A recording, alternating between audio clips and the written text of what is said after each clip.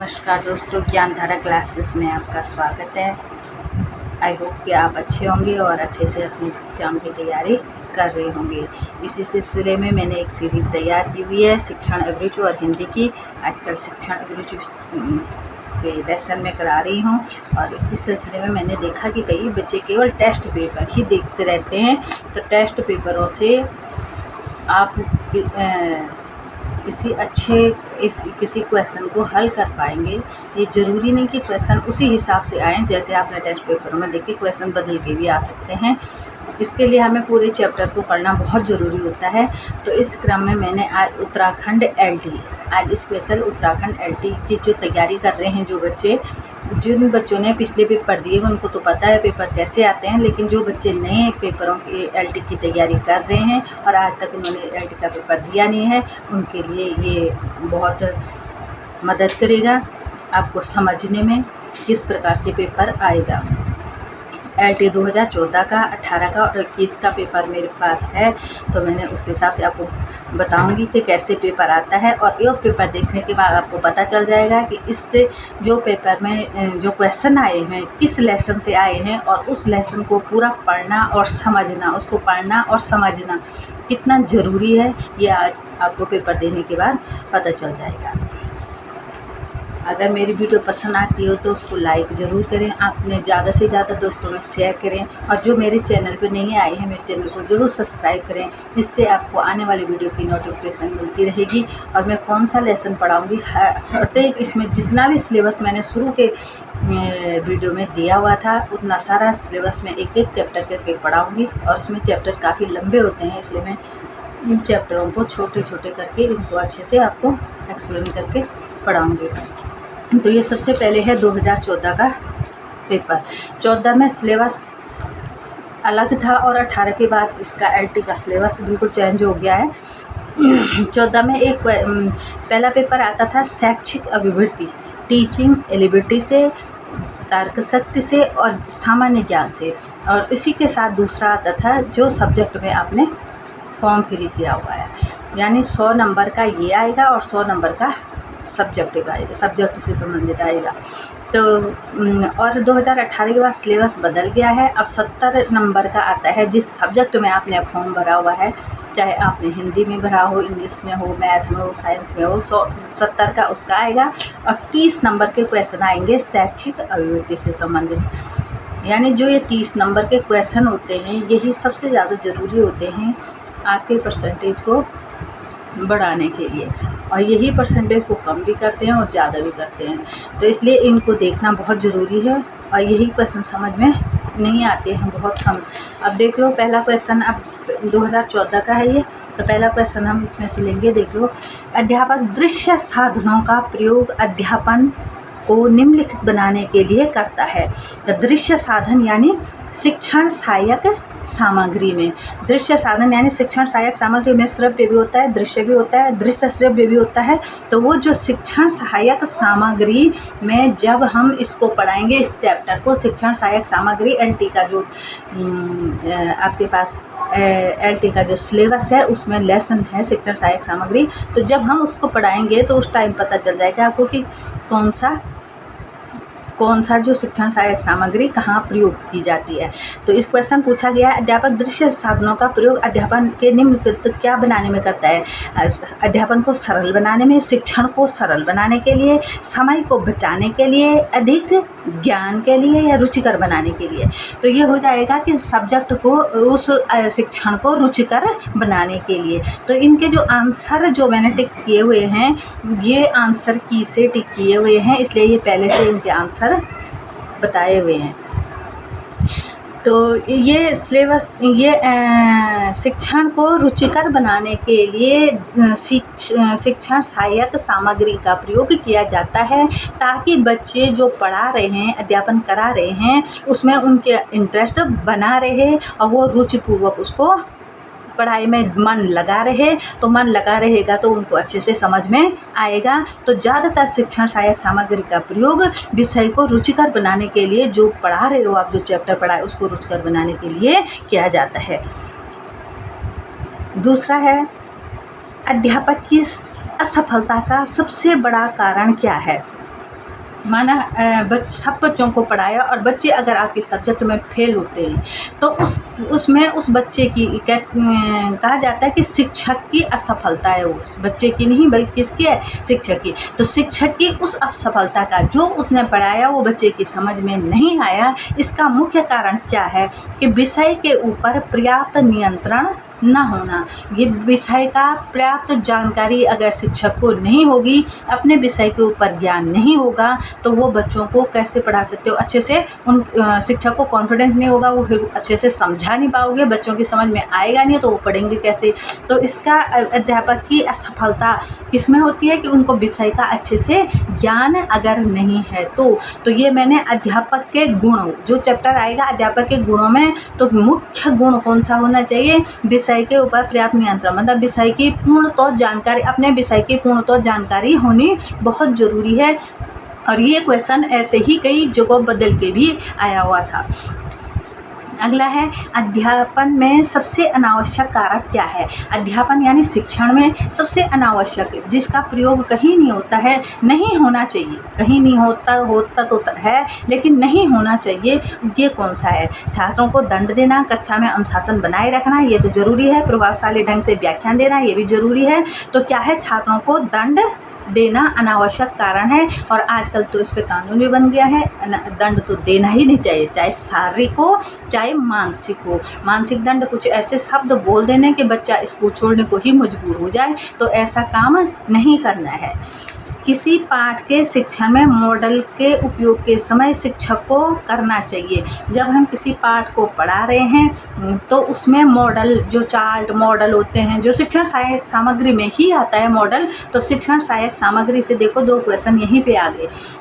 Model का प्रयोग शिक्षक को कब करना चाहिए, लेक्चर के दौरान करना चाहिए, उसे लेक्चर के दौरान लगातार दिखाना चाहिए, मॉडल के सामने खड़े होना चाहिए, या आवश्यकता पड़ने पर। तो इसका आंसर हो जाएगा आवश्यकता पड़ने पर ही हम मॉडल या शिक्षण सहायक सामग्री को दिखाएं।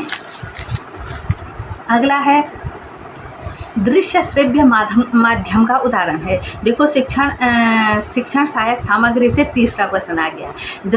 दृश्य श्रव्य माध्यम का उदाहरण है, कौन सा है। दृश्य में देखने में, जैसे टीवी हो गया देखने में, चार्ट हो गया देखने में, श्रव्य में रेडियो हो गया, मॉडल दृश्य में हो गया, और टेलीविज़न दृश्य भी है और श्रव्य भी है। तो इसका सही आंसर हो जाएगा टेलीविज़न। परिपक्वता का एक उदाहरण है कि जब बच्चा सीखता है। अब यहाँ पे हमने परिपक्वता, सामाजिक परिपक्वता पढ़ा होगा, या परिपक्वता जो चैप्टर पढ़ा है, तो अगर उस चैप्टर के हिसाब से चलोगे तो आप छात्र पे आ जाओगे। फिर वहाँ आप ये लिखोगे कि यहाँ पे चलना, तो आपकी समझ में आएगा नहीं। देखिए हमने यहाँ क्वेश्चन को पढ़ना है। परिपक्वता का एक उदाहरण है कि जब बालक सीखता है। यहाँ पे बालक दिया हुआ है, छात्र नहीं दिया गया है। तो परिपक्व तब होता है, बालक छोटा जो शैशवावस्था का जब बालक है, जब वह चलना सीखता है, तो यहाँ इसका मतलब वो चलने लायक अब परिपक्व हो गया है। अब यहाँ पे हमने बालक देखना है, नहीं तो आप यहाँ पे कंफ्यूज हो जाओगे कि परिपक्व तो कैसे हुआ अगर उसने पढ़ना ही नहीं सीखा तो अगला है नेक्स्ट देखो, निम्न में से कौन सा एक अधिगम का पहलू नहीं है। तो नहीं है वही बता सकता है जो जिसको है का पता है। और जो अधिगम वाला चैप्टर में अभी हमारा चल रहा है, अधिगम में मैंने थॉर्नडाइक के सिद्धांत तक आपको पढ़ा लिया है, उसमें मैंने अच्छे से समझाया हुआ है। अधिगम के कारक, अधिगम के सोपान, सब कुछ मैंने अच्छे से समझाया हुआ है। जिन्होंने वो वीडियो नहीं देखी है, पहले उस वीडियो को देख ले। इसीलिए मैं कहती हूँ कि पहले चैप्टर को अच्छी तरह से पढ़ लें। तो इसमें है संज्ञानात्मक पहलू है, ज्ञान के आधार पर तो सीखा जा सकता है। अधिगम का अर्थ ही सीखना है। क्रियात्मक आधार पर जो क्रियाकलाप करके सीखा जाता है, भावात्मक आधार पर किसी से प्रेरित होकर के हम सीखते हैं, तो ये हो जाएगा आध्यात्मिक पहलू नहीं है। तो ये मैं तीनों क्वेश्चन जो मैंने इससे पहले टेस्ट पेपर बनाया था, शायद उसमें भी मैंने डाला हुआ है। अगला था, राम ने सीता की डेस्क से ली हुई पेंसिल वापस रख दी क्योंकि उसे पकड़े जाने पर सजा मिलने का डर था। यह कोला वर्ग के किस स्तर को बताता है। यह कोला वर्ग के पूर्व परंपरागत स्तर को बताता है। अब पूर्व परंपरागत स्तर उसी को पता होगा जो इसने कोला वर्ग के सिद्धांत को पढ़ा होगा। अब कोलावर की जगह कोई किसी और का सिद्धांत, किसी और मनोवैज्ञानिक का सिद्धांत भी पूछा जा सकता है। तो इसलिए मैंने बताया है कि मैं इसमें सारे मनोवैज्ञानिकों के सिद्धांतों को आपको अच्छे से पढ़ाऊंगी। अभी हमने केवल थॉर्नडाइक के सिद्धांत को अच्छे से पढ़ाया है और उससे संबंधित क्वेश्चन भी आगे आएगा। तो ये कोलावर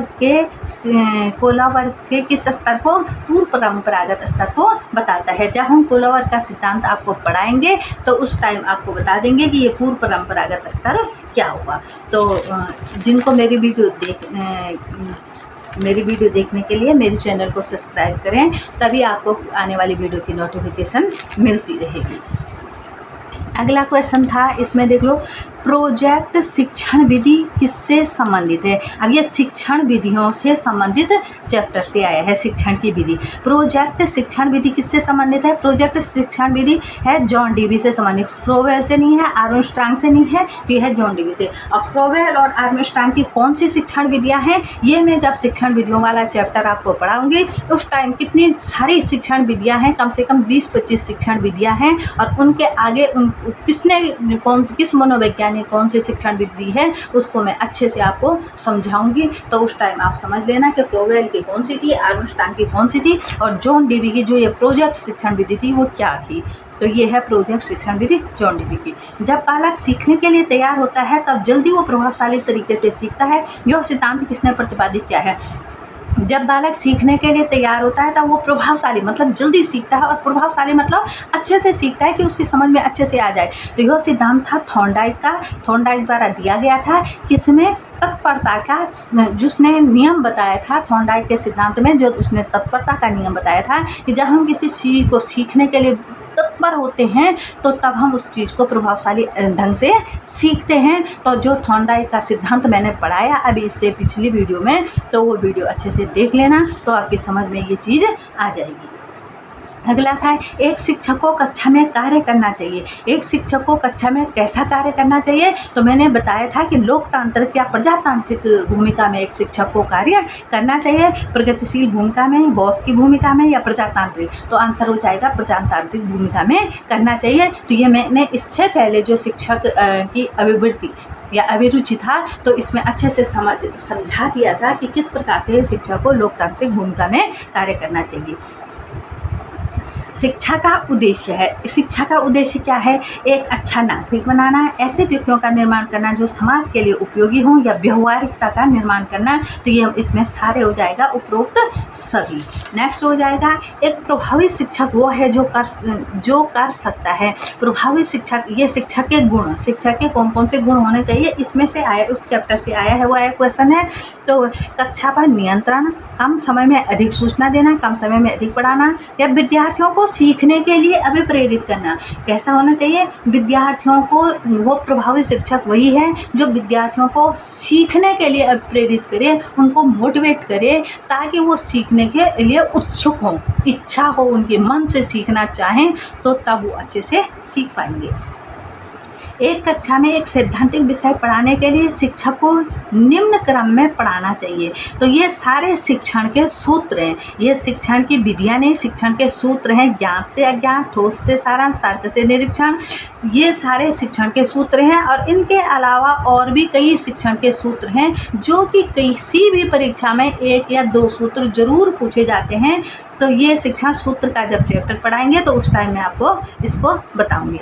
तो ये है, ये इसका आंसर हो जाएगा, शिक्षक को कक्षा में सैद्धांतिक विषय पढ़ाने के लिए तर्क से निरीक्षण की तरफ क्रम में शिक्षक को पढ़ाना चाहिए। तो जब मैं इसको पढ़ाऊंगी शिक्षण सूत्रों में, तो उस टाइम आपको सैद्धांतिक विषय क्यों तर्क से निरीक्षण की तरफ पढ़ाना चाहिए इसके बारे में बताऊंगी।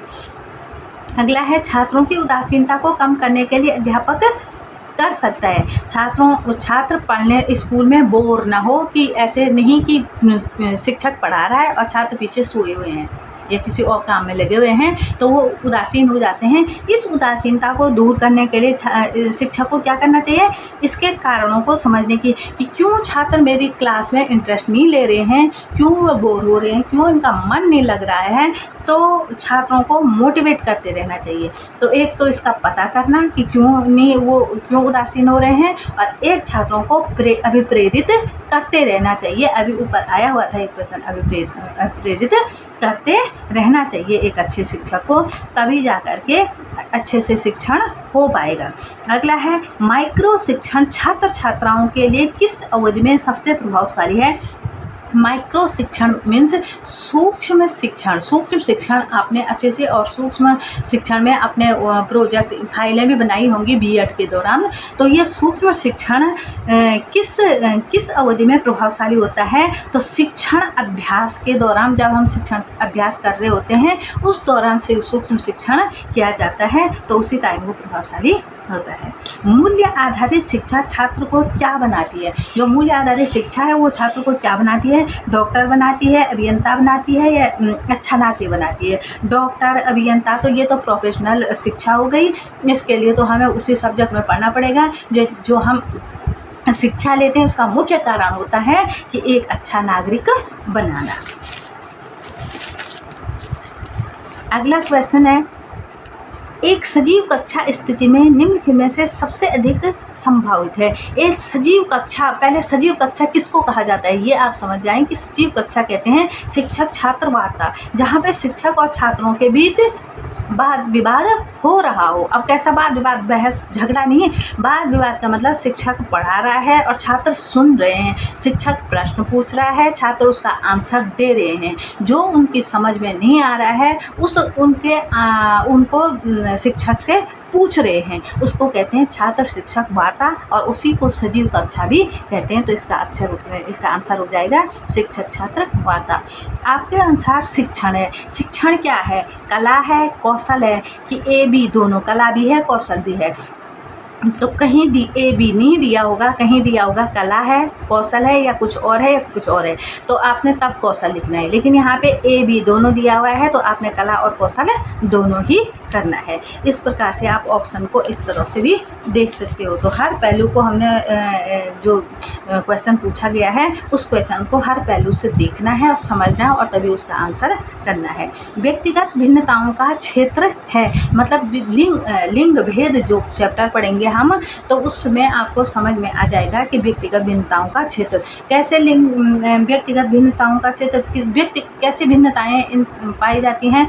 तो लिंग भेद होता है, जैसे कोई लड़का है कोई लड़की है, इस आधार पर भी हैं व्यक्तिगत भिन्नताएं। शारीरिक रचना के आधार पर भी व्यक्तिगत भिन्नताएं हैं, कोई कैसा है कोई कैसा है। मानसिक योग्यताओं के आधार पर भी व्यक्तिगत भिन्नताएं हैं। कोई पढ़ने में बहुत तेज होता है, कोई थोड़ा कम होता है, कोई तो बिल्कुल डल होते हैं, तो ये व्यक्तिगत भिन्नताएं हैं। तो उपरोक्त सभी आ जाएगा। सामाजिक नियमों कानूनों के विरुद्ध व्यवहार वाला बालक कहलाता है। जो सामाजिक नियमों और कानूनों के विरुद्ध जो बालक जाता है वो क्या होता है, ना तो वो मंदबुद्धि होता है। मंदबुद्धि बालक तो वो होता है जिनकी समझ में पढ़ा लिखा है, जिसके समझ में कुछ भी समझाया कम आता हो। जड़ बुद्धि वो होता है जिसकी समझ में कुछ भी नहीं आता है। तो ये बुद्धि वाले चैप्टर में, जब बुद्धि वाला जो चैप्टर हमारा आएगा तो उस टाइम में इसका किस प्रकार से बालक होते हैं वो आपको समझाऊंगी। तो अभी केवल इसका आंसर समझ जाएं। तो इसको बोलते हैं बाल अपराधी। जो गलत राह पे, जो बच्चे छोटी उम्र में ही गलत राह चुन लेते हैं, वो सामाजिक अपराधी की श्रेणी में आते हैं। अच्छा, अगला है कक्षा 3 के विद्यार्थियों के लिए निम्न में से कौन शिक्षण सबसे अच्छा तरीका है। कक्षा 3 के विद्यार्थियों के लिए कौन सा सबसे अच्छा तरीका होगा। पहला है व्याख्यान विधि को तो नीरस विधि कहा जाता है। वो तो बच्चों को क्या व्याख्यान तो एक भाषण जैसा हो गया। तो दूसरा होगा समूह वार्तालाप। समूह में जो चर्चा करेंगे तो ये तो बड़ी क्लास के बच्चों के लिए होता है। अगला है प्रयोगशाला विधि। तो प्रयोगशाला में भी क्या उनको समझाएंगे। तो इस प्रकार से हमने आंसर तक पहुंचना है। सृजनात्मक कार्यकलाप। सृजनात्मक मतलब आपके पास होता है प्रत्यक्ष करके देखना, उसको बोलते हैं प्रत्यक्ष विधि भी उसको बोलते हैं। तो इस प्रकार से कुछ बनाने को, कुछ काम उनको दे दिया, जैसे प्रोजेक्ट बनाने को दे दिया, तो ये सबसे अच्छा कक्षा 3 के विद्यार्थियों के लिए होगा। अगला है विद्यार्थियों के अकादमिक निष्पादन को सुधारा जा सकता है यदि अभिभावकों को उत्साहित किया जाए। यदि अभिभावकों को उत्साहित किया जाए तो विद्यार्थियों के जो मन, जो पढ़ाई में जो मन नहीं होता है उसको उसमें सुधार लाया जा सकता है। विद्यार्थियों की जो ग्रोथ है, मतलब जो पढ़ रहे हैं उसमें और अच्छा करें, तो इसके लिए होता है बच्चों के कार्य का निरीक्षण करने के लिए अभिभावकों को बोला जाए। तो यहाँ पे केवल पढ़ाई ही नहीं, जो अन्य कार्य भी जो वो करते हैं, जैसे आजकल के बच्चे तो केवल मोबाइल ही देख रहे हैं, तो अभिभावकों का फर्ज बनता है कि वो देखें कि वो उसमें क्या देख रहे हैं और कितने टाइम के लिए वो देख रहे हैं, कितने 2-4 घंटे, कितना उनका नुकसान है, कितने उसमें वो फायदे हैं। तो ये सब देखें तो तभी बच्चों का अकादमिक निष्पादन को सुधारा जा सकता है। आपकी कक्षा में एक छात्र के प्राय विलंब में आने पर अगर कोई छात्र स्कूल में लेट आता है तो उसके लिए क्या करेंगे? उसके अभिभावक से बात करेंगे, प्रधानाचार्य से उसकी शिकायत करेंगे, उसे कठोर दंड देंगे या कारण जानकर उसको तदनुसार निर्णय लेंगे। तो अभिभावक से बात करने या प्रधानाचार्य से शिकायत करने से कुछ नहीं होगा, पहले उसका कारण जान लेना चाहिए। एक अच्छा शिक्षक वही है कि जो बच्चे की जो गलतियां हैं उनका पहले कारण जाने। कहने का मतलब ये है कि बच्चे जो गलतियां कर रहे हैं तो उसका कारण समझ लें कि क्यों वो ऐसा कर रहा है और तब उस पर निर्णय लें कि क्या करना चाहिए। अगला है, एक स्कूल जाने वाली लड़की ने फर्श पर कोट फेंकने की आदत डाल ली है। लड़की की माँ ने उससे कहा कि कमरे के बाहर जाओ और कोट को खूंटी पे टांग दो। लड़की अगली बार घर में प्रवेश करती है, कोट को हाथ पर रखकर अलमारी की तरफ जाकर कोट को खूंटी पर टांग देती है। यह उदाहरण श्रृंखलागत अधिगम का है। अब अधिगम वाले चैप्टर में मैंने आपको अच्छे से समझा दिया है कौन सा कैसा अधिगम है, कैसे सीखा जाता है। तो ये श्रृंखलागत अधिगम आपकी समझ में आ जाएगा जब आप उस चैप्टर को देखोगे, और उसमें जो बच गया है, उसको अधूरा रह गया है, उसको मैं आगे नेक्स्ट वीडियो में पढ़ाऊँगी।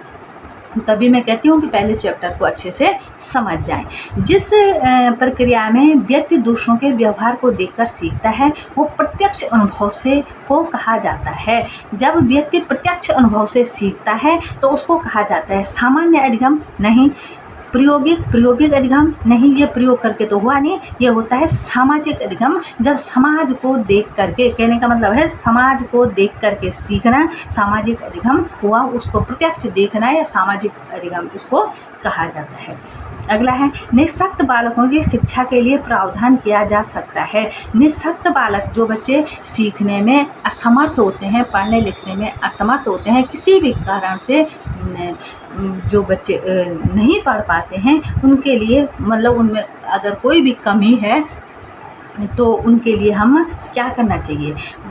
समाकलन द्वारा मुख्य धारा में डालकर या समावेशित शिक्षा। तो समावेशी शिक्षा जब चैप्टर आएगा, समावेशी शिक्षा आपने पढ़ा होगा कि सारे बच्चों को एक साथ पढ़ाना, तो ये होती है समावेशी शिक्षा। तो समावेशी शिक्षा का इसमें प्रावधान है। अगला है, प्राथमिक विद्यालयों के बालकों के लिए निम्न में से किसे बेहतर मानते हैं? जो प्राथमिक स्तर के बालक होते हैं, तो छोटे क्लास के जो बच्चे होते हैं, उनके लिए सबसे अच्छा है वीडियो अनुरूपण, नहीं स्वयं के द्वारा किया गया अनुभव। स्वयं के द्वारा जो अनुभव आपने किया हुआ है उसको प्रत्यक्ष बच्चों को करके दिखाना है, तो तब बच्चे जल्दी सीखेंगे। खिलौनों की आयु कहा जाता है, तो ये जो बच्चों की अवस्था का चैप्टर हम पढ़ाएंगे आपको कि बाल्यावस्था, शैशवावस्था, कुमारावस्था, कौन सी अवस्था में ये बच्चा कैसे सीखता है, किस गति से सीखता है, तो तब इसको बताएंगे। तो खिलौनों की आयु कहा जाता है उत्तर बाल्यावस्था को खिलौनों की आयु भी कहा जाता है। अगला नेक्स्ट है, इसमें टीचिंग एप्टीट्यूड से संबंधित ही केवल हम इसमें आज कराएंगे, न आने को तो इसमें तो बहुत सारे क्वेश्चन हैं, पर मैंने इसमें से कुछ लिए हुए हैं। मौखिक संचार में व्यवधान को कहते हैं, ये है एंट्रोपी, ये इसी से संबंधित है। और अगला इसमें है, निम्नलिखित में से शिक्षण का सर्वोत्तम ढंग कौन सा है? सर्वोत्तम शिक्षण का सर्वोत्तम ढंग है प्रदर्शन। तो ये शिक्षण की विधियां मैंने आगे भी आपको बताया हुआ है कि शिक्षण की विधियों में कितनी विधियां हैं, किसके द्वारा किस मनोवैज्ञानिक की कौन सी विधि है और कौन सी विधि कहाँ पे लागू होती है, ये मैं आपको अच्छे से शिक्षण की वीडियो में पढ़ाऊंगी। अब ये 2014 का ये जितने भी शैक्षिक अभिवृत्ति से संबंधित क्वेश्चन थे ये मैंने आपको करा दिए हैं। आई होप कि आपकी समझ में आ गया होगा कि किस तरह से क्वेश्चन आते हैं और कैसे हमें इनकी तैयारी करनी चाहिए। अब नेक्स्ट है 2018 का 2018 का पेपर है ये। अब इसमें से मैं आपको कराऊंगी कि किस प्रकार के क्वेश्चन आए हुए हैं। एक सामाजिक वातावरण में आयोजित किया जाने वाला एकनिष्ठ उद्देश्यपूर्ण क्रियाकलाप है। यह कथन शिक्षण की किस विधि की ओर संकेत करता है। ये मैंने नोट किया हुआ है कि कौन क्वेश्चन किस चैप्टर से आया हुआ है। यह सामाजिक वातावरण में आयोजित किया जाने वाला एकनिष्ठ उद्देश्यपूर्ण क्रियाकलाप है।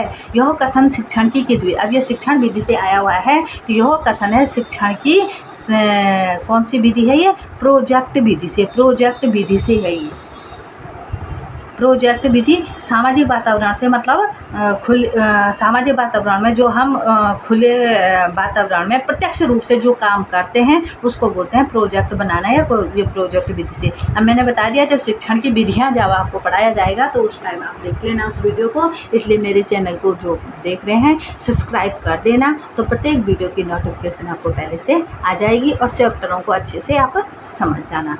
अगला है चिंता का वह स्तर जो छात्र को सीखने के लिए तैयार करता है। जो सीखने के लिए छात्र को तैयार करता है, चिंता का कौन सा स्तर होना चाहिए। चिंता ना होना, चिंता ही ना होना, कोई टेंशन नहीं है पढ़ाई की तो वो तो पढ़ ही नहीं सकता है। अत्यधिक चिंता होना, अत्यधिक चिंता होगी तो ज़्यादा टेंशन हो जाएगी तो बच्चा वैसे नहीं पढ़ पाएगा, वो तो कुछ और ही उसमें चला जाएगा। अधिगम सीखना का चिंता से कोई संबंध नहीं है। चिंता से संबंध है, चिंता होनी चाहिए, टेंशन होनी चाहिए, लेकिन सामान्य चिंता का वही स्तर है। दल शिक्षण में दल है। दल शिक्षण में ये भी शिक्षण विधि से आया हुआ है। शिक्षण विधियों से बड़े क्वेश्चन आते हैं। आगे भी आपने देखा होगा शिक्षण विधि से 2014 में भी कितने क्वेश्चन आए थे और 2018 में भी कितने क्वेश्चन आए हुए हैं। दल शिक्षण में दल है। क्या है दल? अध्यापिका का जो शिक्षण योजना को तैयार कर उसका क्रियान्वयन करता है। अध्यापक इसमें दल शिक्षण में मैं आपको समझाऊंगी। एक बारी मेरी समझ में भी ये दल शिक्षण नहीं आया था, लेकिन मैंने कई किताबों से इसको देख करके फिर एक टॉपिक बनाए हुए हैं। तो किस प्रकार है, इसमें अलग अलग शिक्षकों का दल बनाया जाता है, ग्रुप बनाया जाता है।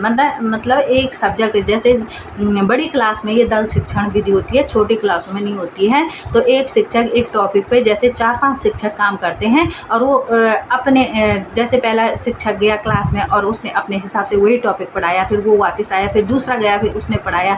तो कौन सा शिक्षक अच्छे से पढ़ा पाता है और कौन सा बच्चों को अच्छे से समझा पाता है, ये इस प्रकार से कंप्लीट मैं इसको एक्सप्लेन के साथ आपको इसी में शिक्षण विधियों में एक एक शिक्षण विधि के हिसाब से पढ़ाऊंगी। तो ये है दल शिक्षण। अगला है आयताकार शारीरिक रचना वाले व्यक्तित्व वाला चैप्टर आ गया। आयताकार शारीरिक रचना वाले व्यक्ति में पाए जाने वाला व्यक्तित्व गुण है कौन सा? जिसका आयताकार शरीर होता है ऐसा व्यक्ति में कौन सा गुण पाया जाता है? वे जोशीले एवं क्रोधी होते हैं। ये जोशीले एवं क्रोधी होते हैं। शिक्षण व्यूह रचना है उद्देश्यों को प्राप्त करने की योजना। शिक्षण व्यूह रचना कौन सी है? उद्देश्यों को प्राप्त करने की एक योजना है। ज्ञात से, अब ये शिक्षण सूत्र आ गया, ज्ञात से अज्ञात की ओर, ज्ञात से अज्ञात की ओर है। शिक्षण विधि है, शिक्षण सूत्र है, शिक्षण तकनीकी है या शिक्षण युक्ति है। अब करेगा वही कि जिसको पता होगा कि शिक्षण विधि क्या होती है, शिक्षण तकनीकी क्या होती है, शिक्षण युक्ति क्या होती है और शिक्षण सूत्र क्या होता है। ये सब अलग अलग चीज़ें हैं, तो वही बता पाएगा कि ये शिक्षण सूत्र है जिन्होंने सारा अच्छे से पढ़ा हो।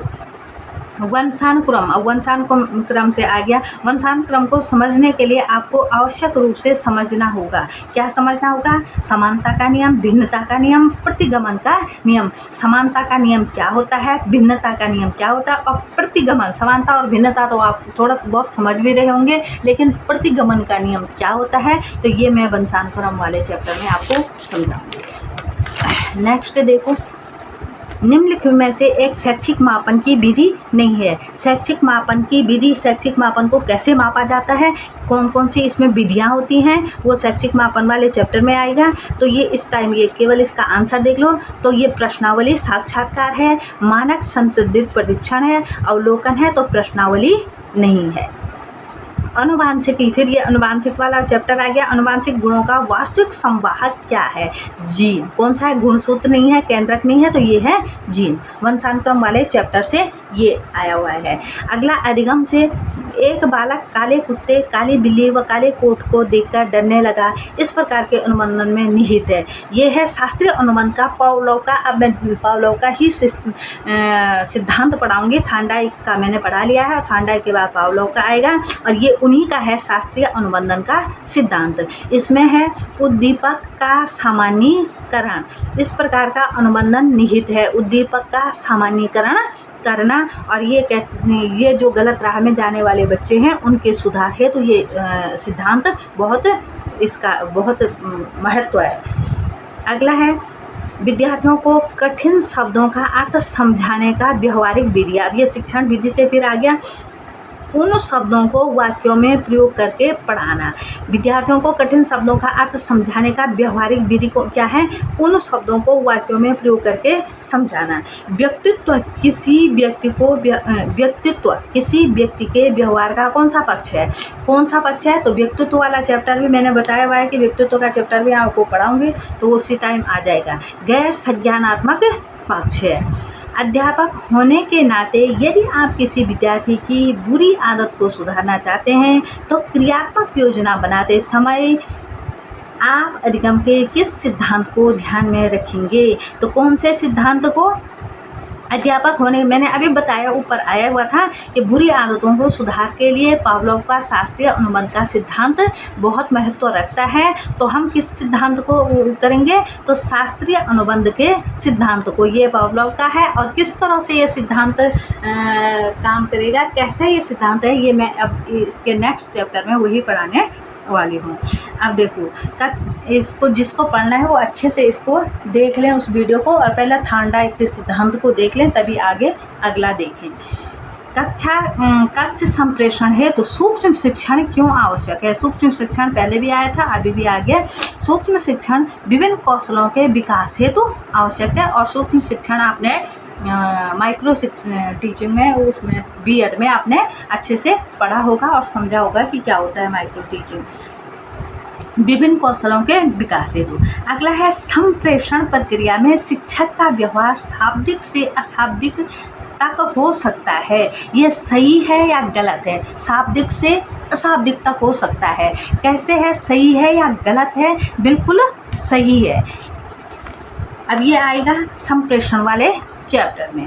अब मैंने आपको बता दिया है सारे क्वेश्चन अलग अलग चैप्टरों से आए हुए हैं। किसी चैप्टर से बहुत ज़्यादा क्वेश्चन पूछे गए हैं। शिक्षा से, अधिगम से, जैसे शिक्षण के सिद्धांत हो गए, शिक्षण के सूत्र हो गए, शिक्षण की विधियाँ हो गए, और अधिगम में जो मनोवैज्ञानिकों ने अपने सिद्धांत दिए हैं वहाँ से सबसे ज़्यादा क्वेश्चन पूछे जाते हैं। इसलिए उन वीडियो को आप अच्छे से देख लें। और मैं बार बार एक चीज़ समझाती रहती हूँ, बार बार बोलती हूँ, तो आपको दोबारा पढ़ने की ज़रूरत नहीं पड़ेगी, जो उन वीडियो को अच्छे से देख लेंगे। अगला है सामूहिक शिक्षण करते समय विद्यार्थियों की व्यक्तिगत समस्याओं के समाधान हेतु निम्नलिखित में से आप कौन सी विधि का प्रयोग करेंगे? सामूहिक शिक्षण, समूह में अगर शिक्षण, पहले अच्छे से क्वेश्चन को समझना है। सामूहिक शिक्षण करते समय विद्यार्थियों की व्यक्तिगत समस्याएं, जैसे समूह में शिक्षण कर रहे हैं तो हर एक विद्यार्थी की पर्सनल जो समस्या होगी उसको कौन सी विधि? तो ये हो गया अनुवर्ग विधि। अनुवर्ग विधि होती है जो शिक्षण की विधियों के अंतर्गत आती है। अनुवर्ग विधि को का मतलब होता है, मतलब अलग अलग कैटेगरी के बच्चे, जैसे बहुत तेज बुद्धि वाले अगर 4 बच्चे हैं तो उन 4 बच्चों का एक वर्ग बनाना है। मीडियम अगर 4 बच्चे हैं तो 4 बच्चों का अलग वर्ग बनाना है। जो निम्न बुद्धि के हैं वो अलग उनका वर्ग बनाना है। तो सामूहिक भी हो जाए और व्यक्तिगत भी हो जाए, तो अलग अलग कैटेगरी के बच्चों का अलग अलग समूह बनाना है, और उनको उनके जो उनकी पढ़ने की जो क्षमता है, जो सीखने की जो क्षमता है, उसके हिसाब से उनको समझाना है। उसमें आता है अनुवर्ग विधि।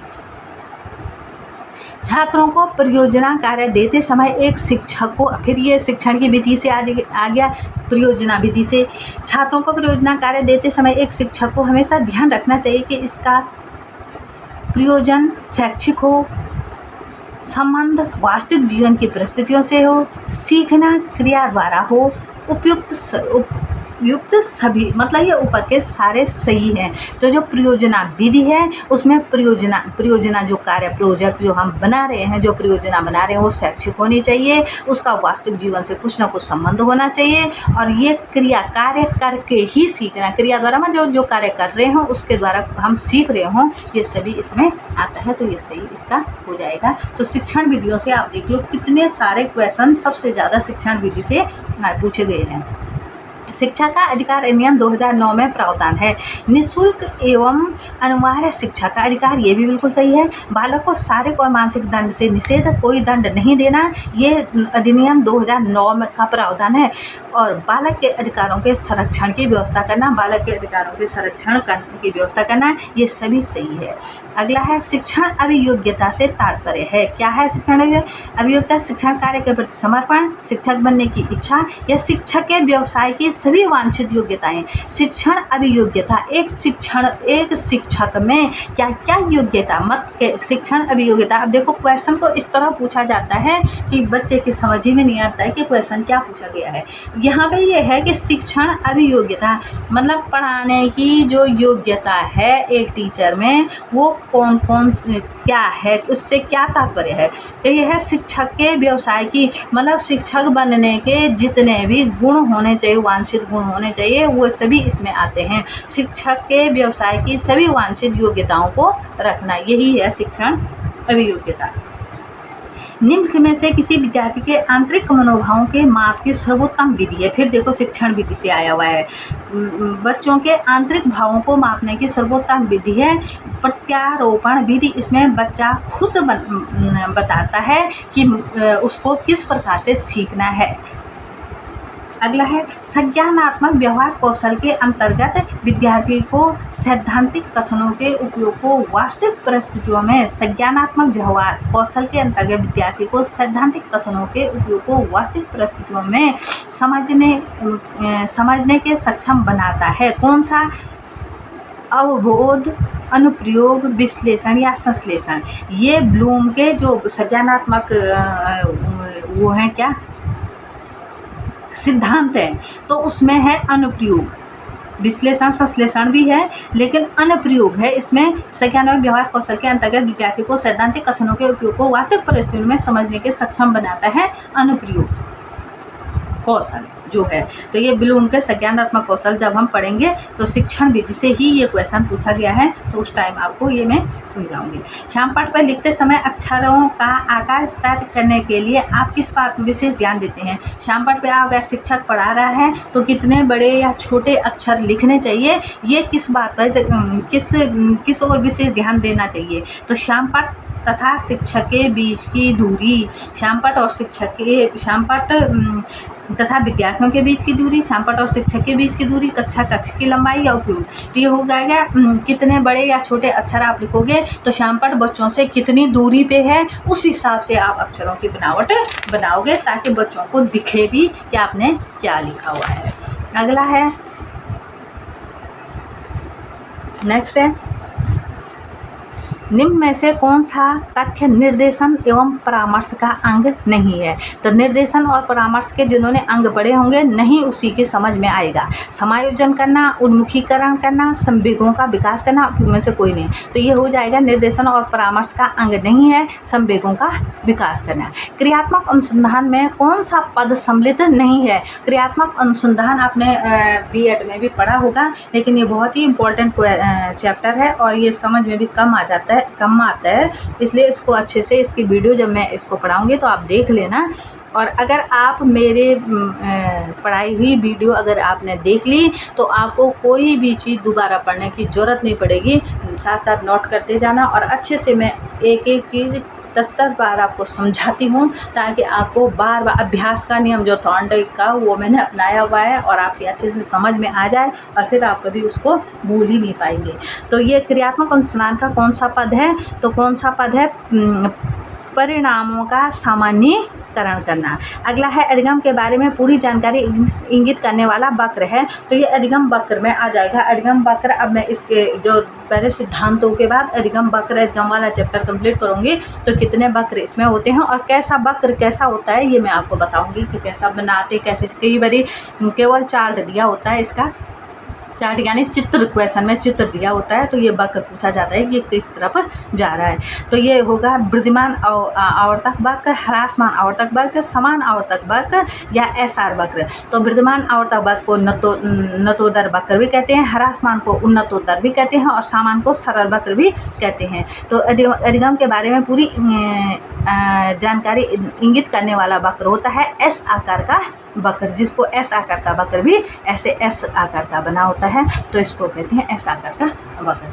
अधिगम मापन करने के लिए क्या आवश्यक है? अधिगम मापन करने के लिए क्या आवश्यक है? शिक्षण की युक्तियों का पता लगाना, परीक्षाओं की वैधता को ज्ञात करना, परीक्षाओं की विश्वसनीयता को ज्ञात करना, विद्यार्थियों द्वारा अर्जित कौशलों को ज्ञात करना। अधिगम मापन करने के लिए कि कितना बच्चों ने सीखा, बच्चों ने क्या सीखा, कितना सीखा, ये पता करने के लिए शिक्षण की युक्तियों का पता लगाना।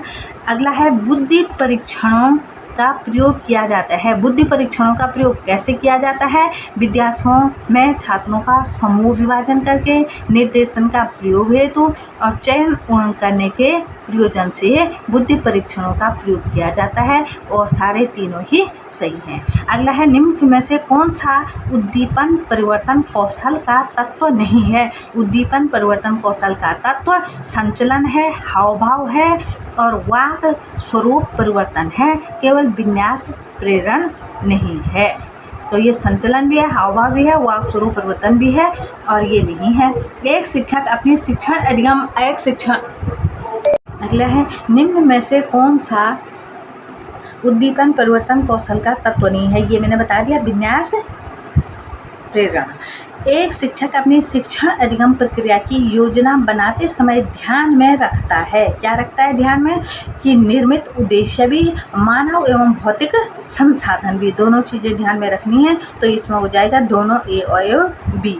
अब लास्ट क्वेश्चन हो गया, आप अपने विद्यार्थियों में मुख्य तौर पर स्व अनुशासन किस प्रकार से विकसित करेंगे? स्व अनुशासन, वो खुद से अनुशासित हों, ये विकसित करने के लिए आप क्या करेंगे? उनको उत्तरदायित्व देंगे, उनको कुछ ना कुछ काम उत्तरदायित्व देंगे तो उनमें वो अनुशासन खुद ब खुद विकसित हो जाएगा। आई होप कि आपको समझ में आ गया होगा कि किस प्रकार के क्वेश्चन पूछे गए हैं और इन क्वेश्चनों को हमें सही करने के लिए, इनके सही आंसर तक पहुंचने के लिए, यहाँ पे तो आंसर दिए हुए थे इससे आसानी से हम पहुँच गए, लेकिन इन आंसरों तक पहुँचने के लिए हमें पूरे चैप्टर को अच्छे से पढ़ना है और समझना है और मैं अच्छे से हर एक चैप्टर को अच्छे से पढ़ाऊंगी, समझाऊंगी। इसके लिए आप मेरी वीडियो को देखते रहें। अब नेक्स्ट है हमारे पास 2021 का है पेपर, ये देख लो। नेक्स्ट कैसे, किसके अनुसार विकास परिवर्तनों की श्रृंखला है जिससे जीव भ्रूणावस्था से परिपक्वता की अवस्था में पहुंचता है? किसके अनुसार विकास परिवर्तनों की श्रृंखला है? ये है वेबस्टर शब्दकोश के अनुसार। वेबस्टर शब्द के अनुसार ये परिभाषा दी हुई है। अगला है बुद्धि का समूह कारक सिद्धांत है। बुद्धि का समूह कारक सिद्धांत थर्स्टन का है। बुद्धि का समूह कारक सिद्धांत थर्स्टन का है और मैंने इससे पिछली वीडियो में बताया था कि आजकल ज़्यादातर क्वेश्चन किसी मनोवैज्ञानिक का नाम या किसी डेफिनेशन जिन्होंने दी है उनका नाम ही पूछा जाता है और ज़्यादातर क्वेश्चन आजकल जो पेपर हो रहे हैं उसमें इस प्रकार के आ रहे हैं। तो उन डेफिनेशनों को याद करना, उन मनोवैज्ञानिकों के नाम याद करना तो ज़रा ये मुश्किल लगता है। तो मैंने जो जिनके बार बार आते हैं, कई क्वेश्चन पेपरों को देख करके जो बार बार आते हैं उनकी परिभाषाएँ आपको पढ़ाई और लिखाई हुई है, तो उसको आप देख लेना। चालक शक्ति वो मौखिक स्रोत है जो व्यक्ति को क्रियाशील कर देता है। किसने कहा था? अब ये देखो यहाँ भी आ गया, डेसियल ने। किसने कहा था? डेसियल ने। 3 क्वेश्चन देखो सेम जैसे आ गए। नई तरह की शिक्षा व्यवस्था है, यथा मुक्त शिक्षा, पत्राचार शिक्षा आदि का औचित्य निम्न में से किस कारण से है? जो ये नई शिक्षा व्यवस्था, जैसे संचार शिक्षा है, दूरस्थ शिक्षा है, ये किस कारण से है? तो शैक्षिक अवसरों की समानता बढ़ाने के लिए सबको शिक्षा का अवसर मिले, सभी जो आज तक ना पढ़ पाए हैं वो पढ़ें, जो नहीं पढ़ सकते हैं किसी व्यवसाय से वो भी पढ़ें। तो इस प्रकार से शैक्षिक अवसरों की समानता बढ़ाने के लिए। अगला देखो, डेविस के अनुसार शिक्षण अधिगम प्रक्रिया का सही क्रम है नियोजन करना, व्यवस्था करना, अग्रसरण करना और नियंत्रण करना। ये था डेविस के अनुसार शिक्षण अधिगम प्रक्रिया में। अगला था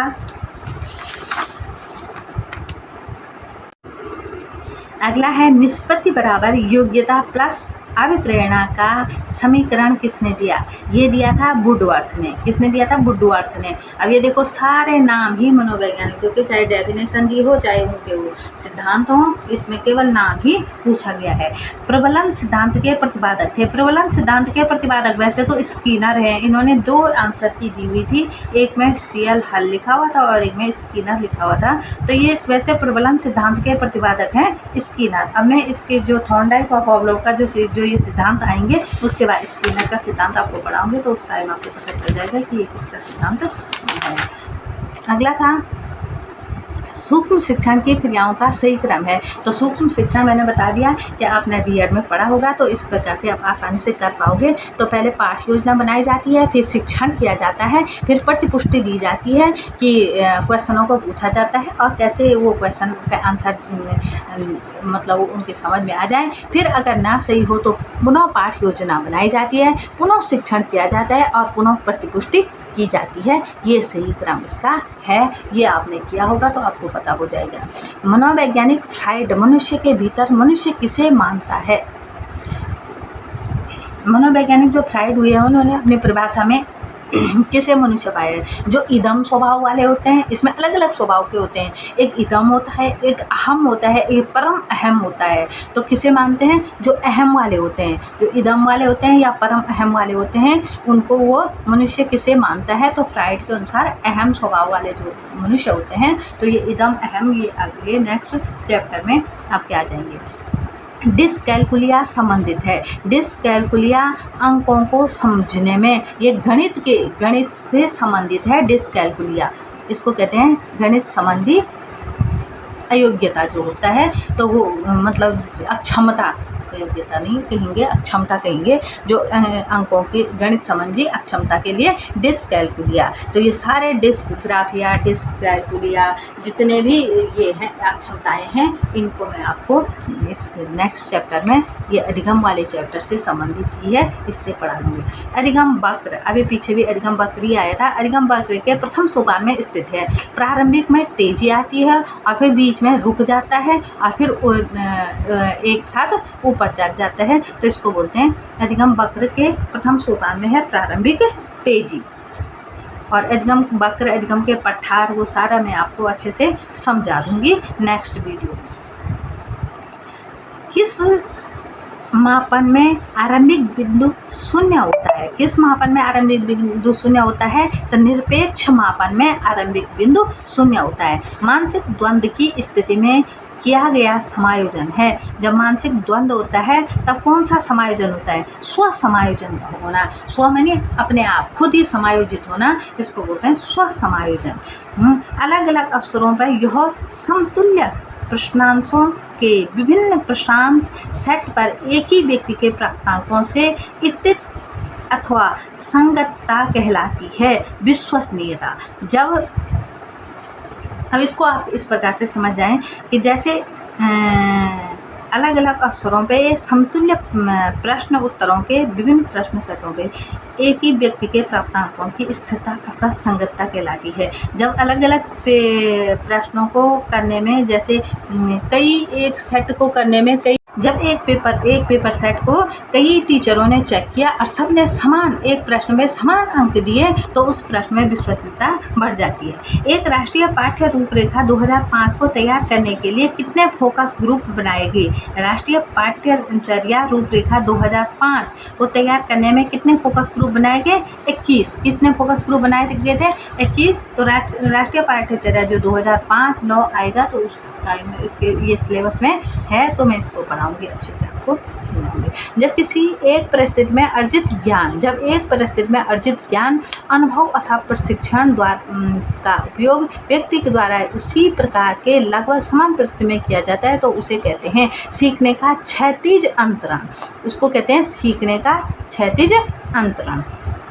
शिक्षा के प्रति छात्रों की अभिवृत्ति प्रभावित होती है बुद्धि एवं वातावरण से। तो बुद्धि एवं वातावरण से अभिवृत्ति मतलब जो सोच होती है, दृष्टिकोण होता है शिक्षा के प्रति, वो प्रभावित होती है। जैसी बुद्धि होगी, जैसा वातावरण आपको मिलेगा, वैसे ही आपकी सोच सकारात्मक या नकारात्मक बनेगी। किसके अनुसार समायोजन वह प्रक्रिया है जिसके द्वारा प्राणी अपनी आवश्यकताओं और इन आवश्यकताओं की पूर्ति को प्रभावित करने वाली परिस्थितियों में संतुलन बनाए रखता है। तो ये कहा था बोरिंग, लैंगफील्ड एवं विल्डमैन। कोलसनिक ने मानव विकास की अवस्थाओं को कितने स्तरों में विभाजित किया है? तो ये हो जाएगा 8 स्तरों में। अभिप्रेरणा स्वास्थ्य सिद्धांत विकसित किया गया हजवर्ग द्वारा। अभिप्रेरणा का जो स्वास्थ्य सिद्धांत है वो विकसित किया हजवर्ग द्वारा। अब सीखना आदतों, ज्ञान एवं अभिवृत्तियों का अर्जन है। किसने कहा था? क्रो एवं क्रो ने। तो अभी मैंने ये सीखना वाला चैप्टर पढ़ाया था और क्रो एंड क्रो की डेफिनेशन आपको पढ़ाई हुई थी और मैंने कहा था कि मैंने उन्हीं मनोवैज्ञानिकों की डेफिनेशन पढ़ाई हुई हैं जो किसी न किसी पेपर में पूछी गई हैं। तो ये क्रो एंड क्रो की मैंने अभी अधिगम वाला चैप्टर जो इससे पहले की वीडियो है उसमें देख लेना। ट्रेवल के अनुसार अभिवृत्ति का अर्थ है। अभिवृत्ति क्या है? अभिवृत्ति वाले चैप्टर में मैंने पढ़ा लिया है। इस तरह की प्रतिक्रिया देने के लिए तत्परता जिससे व्यवहार को एक निश्चित दिशा दी जाए। व्यवहार के लक्षण नहीं होगी, अधिगम की क्षमता नहीं होगी, व्यवहार परिवर्तन नहीं होगा। तो अभिवृत्ति एक सकारात्मक सोच होती है। अगर एक उसमें कहा जाए, एक शब्द में कहा जाए तो एक दृष्टिकोण, एक सोच होती है। तो इस तरह की प्रतिक्रिया देने के लिए जो लंबी उसकी डेफिनेशन। अगला है क्रैचर के अनुसार कौन सा व्यक्तित्व का प्रकार नहीं है? तो व्यक्तित्व के कितने प्रकार होते हैं और कौन सा कैसा प्रकार होता है, ये व्यक्तित्व वाले चैप्टर में आ जाएगा। ए होता है लंबकाय, सुडौलकाय, गोलकाय या अंतर्मुखी। तो कौन सा व्यक्तित्व का प्रकार नहीं है? तो अंतर्मुखी व्यक्तित्व का प्रकार नहीं है। किसके अनुसार? क्रैचर के अनुसार। अविक्रमित अधिगम की शाखीय अविक्रम का विकास किसके द्वारा किया गया? तो ये है नार्मन एवं क्राउडर के द्वारा। बाकर मेहदी के शाब्दिक सृजनात्मक चिंतन परीक्षण में कितने शाब्दिक उप परीक्षण हैं? तो ये हैं 4।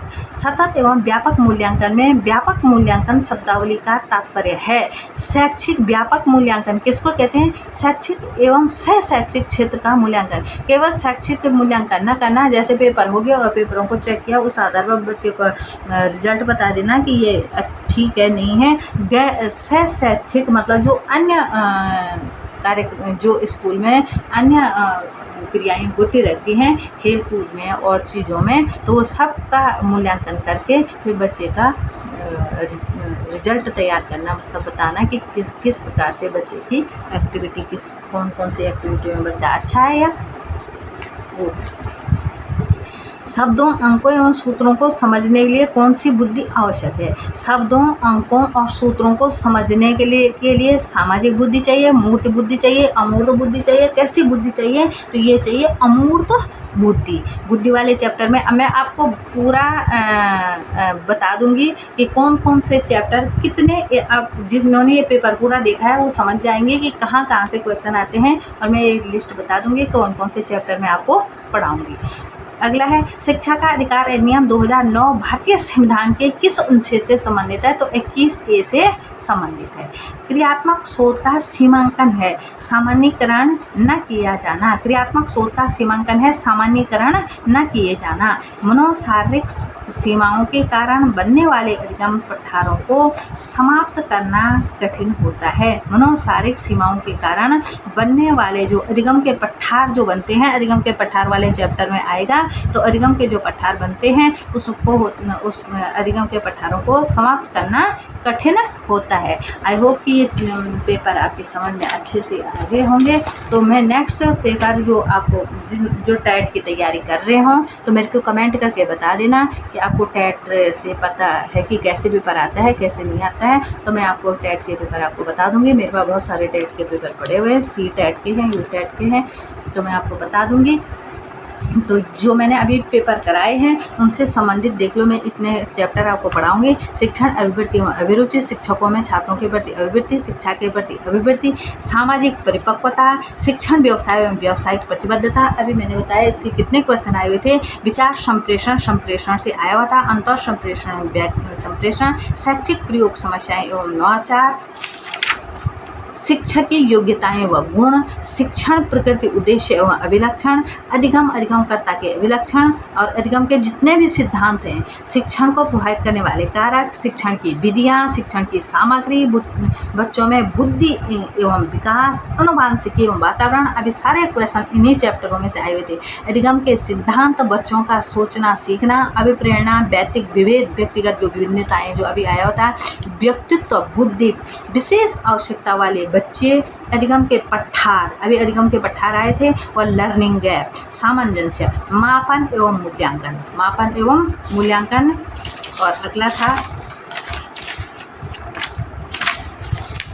क्रियात्मक अनुसंधान, राष्ट्रीय परिचर्या रूपरेखा 2005 और शिक्षा का अधिकार अधिनियम 2009 और अन्य प्रश्न पत्र जितने भी होंगे, अभ्यास प्रश्न पत्र, वो सारा मैं आपको पढ़ाऊंगी। आई होप आपकी समझ में आ गया होगा। तो इसलिए मेरी वीडियो को सारी अच्छे से देखें और चैनल को लाइक करें, ज़्यादा से ज़्यादा अपने दोस्तों में शेयर करें, और जो मेरे चैनल पे नहीं आए हैं चैनल को ज़रूर सब्सक्राइब करें। सब्सक्राइब करने से आने वाली वीडियो की नोटिफिकेशन आपको मिलती रहेगी। Next video next day.